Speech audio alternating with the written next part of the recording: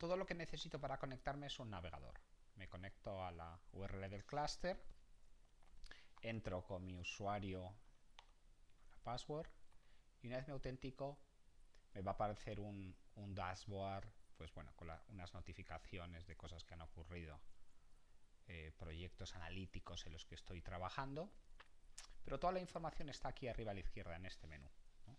Si lo pongo aquí en pantalla completa y despliego el menú, me aparecen todas las funciones que me proporciona la plataforma en función de los servicios analíticos que haya desplegado. ¿Y qué módulos, qué servicios analíticos puedo desplegar? Pues vengo aquí a servicios, que este es como mi marketplace, mi app store, y cada cajita de estas es un servicio que bien está desplegado o que puedo desplegar. Si pone en Applet es que está desplegado como Wasm Machine Learning, y si no lo pone como Wasm OpenScale es un servicio que podría desplegar. Entro en él, me aparece información de lo que hace, que este monitoriza modelos de Machine Learning, puedo entrar incluso en la documentación y puedo hacer un deploy para desplegarlo de forma fácil dentro del clúster. Si vuelvo aquí a los servicios, los tengo además categorizados. Pues aquí está servicios de analítica, donde tengo por ejemplo el motor Spark, tengo de gobierno del dato, tengo servicios que tienen que ver con fuentes de datos relacionales, no SQL como MongoDB, etcétera. Incluso podría ver aquí el estado cuál tengo, ¿no? En Applet me filtra por los que están desplegados en este clúster para saber qué servicios dispongo en este clúster. Bien, además, bueno, de los servicios importantes los datos y la conexión a datos que pueda realizar, ¿no? Tengo bases de datos que he podido desplegar o no dentro de la plataforma. En este caso, si entro, tengo una base de datos DB2, pero yo podría crear otras bases de datos dentro de la plataforma o no crear base de datos si no quiero y puedo conectarme a múltiples fuentes de datos, ¿no? Si entro aquí en las conexiones de la plataforma, me van a aparecer las conexiones que he configurado, en este caso un DB2 y una virtualización de datos, pero de forma sencilla yo puedo añadir conexiones prácticamente a cualquier origen de datos. Tengo aquí conexiones a fuentes Amazon, como Amazon Redshift, Amazon S3, tengo conexiones a Azure, SQL Database, MariaDB, SQL Server, SAP HANA, Teradata. Es decir, que puedo realizar una conexión prácticamente a cualquier fuente de datos y es sencillo, no tengo más que entrar en la conexión, establecer las credenciales, certificados, lo que necesite y aparecería la nueva conexión con la que yo puedo trabajar, ¿no? Además tengo capacidades de virtualización del dato, que podría haber varias bases de datos como si solo fueran única, o incluso hacer una petición de datos en el que yo puedo decir, oye, necesito este dato para que un data steward recoja la petición y me proporcione el dato que necesito, ¿no?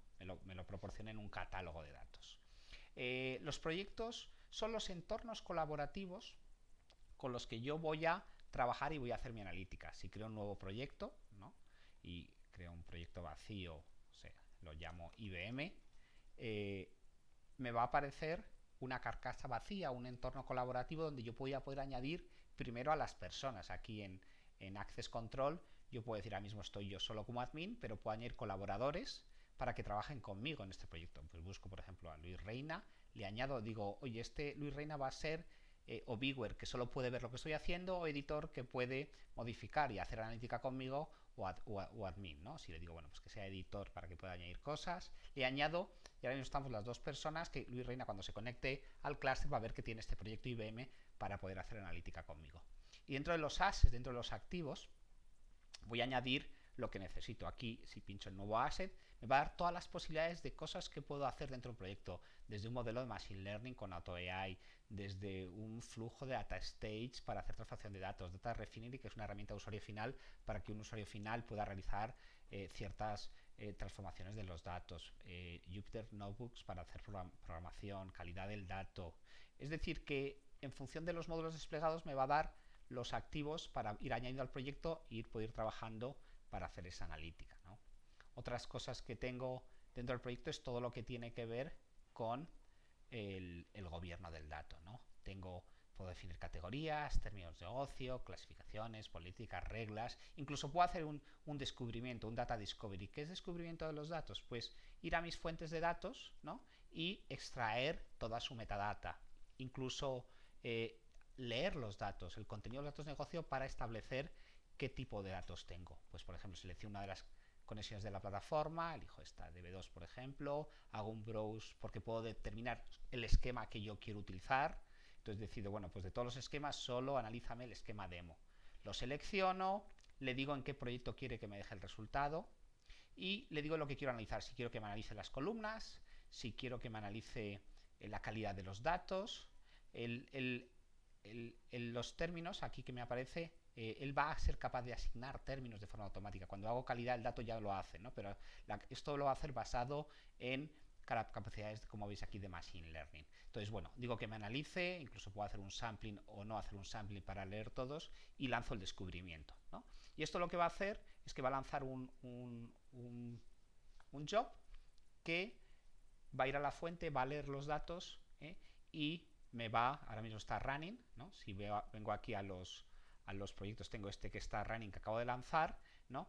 Que está haciendo ese estudio de este esquema. Pero como ya lo tengo aquí resuelto, aunque tarda pocos segundos para que veáis un poco el resultado, entro en uno que ya he hecho sobre el mismo esquema, entro en el esquema y me ha descubierto que tiene 6 tablas. Por ejemplo, si entro en emails, aquí me dice las columnas de la tabla, incluso ha identificado que hay un correo electrónico, que este campo que se llama email lo que tiene son correos electrónicos y le asigna automáticamente este término de negocio. O si voy, por ejemplo, no sé, a la tabla teléfonos, me dice las columnas que tiene la tabla teléfonos y ha descubierto que este campo teléfono, en base a los datos, son números de teléfono. Es decir, que he hecho ese descubrimiento y lo puedo publicar dentro de mi catálogo, ¿no? Los catálogos, que son, para terminar, voy a enseñar lo que son los catálogos. Los catálogos son como el marketplace de datos, ¿no? Aquí tengo catálogos, son dominios de datos, y si entro, por ejemplo, en uno para que veáis en marketing, tengo activos de datos, y no solo activos de datos, si veis aquí en Asset Types, tengo activos de datos, pero también puedo tener modelos de Machine Learning o otros activos analíticos que los voy a poner a disposición de las personas que tengan autorización para entrar en este dominio, ¿no? A disposición de la comunidad. Aquí en Access Control voy a determinar quién puede acceder y no puede acceder a este catálogo. Aquí puedo hacer búsquedas, si busco, no sé, email, pues me aparece todo lo que tenga este término, que puede ser no solo el nombre de la tabla del objeto, sino también en sus columnas, porque si por ejemplo pongo person, me aparecen otros objetos como emails que no aparece person en su tabla, pero si entro en email veremos que uno de los campos de email, viendo aquí el asset, ¿no? Que además me lo muestra, es person ID, ¿no? Como veis, este es puedo ver un muestreo de los datos. Estos datos no tienen que estar físicamente en el catálogo, pueden estar de forma remota. De hecho, esto es una tabla de B2. Pero bueno, aquí tengo el activo, tengo un perfilado de los datos para ver un poco, entender cómo son los datos con distribuciones, máximos, mínimos, frecuencias, etcétera. Incluso si tuviera trazabilidad, aquí me mostraría el linaje de las transformaciones que han sufrido sobre este objeto.